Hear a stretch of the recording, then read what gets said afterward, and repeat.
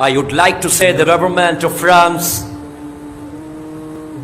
we are not saying about Prophet. Since 1400 years, 170 non-Muslim scholars said about Prophet sallallahu alaihi wasallam, like Michael H. Hart, like George Bernard Shaw, like P.K. Hitty, as a prophet, as a father, as a leader, as a social refiner, as a politician, Muhammad sallallahu alaihi wasallam is the best personality of the world.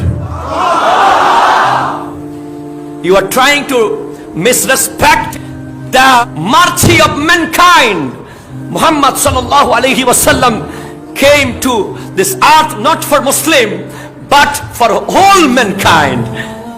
Quran said, "Wama arsalnaka illa rahmatan lil alamin." And I would like to say, France government, please take a look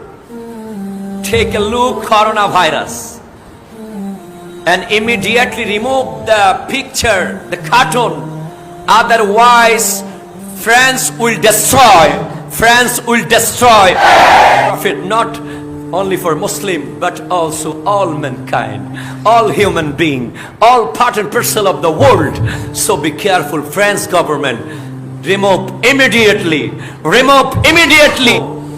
If Muhammad sallallahu alaihi wasallam had not come, your mother, your sister, your daughter have been buried before she died. আমি আরজ করছিলাম France গভর্নমেন্টকে, বলছি immediately রাসূল আরবি সাল্লাল্লাহু আলাইহি ওয়াসাল্লামের সেই ব্যঙ্গচিত্র যদি তারা ডিলিট না করে, অতি সত্বর ফ্রান্স ধ্বংস হয়ে যাবে। ঠিক কিনা বলেন?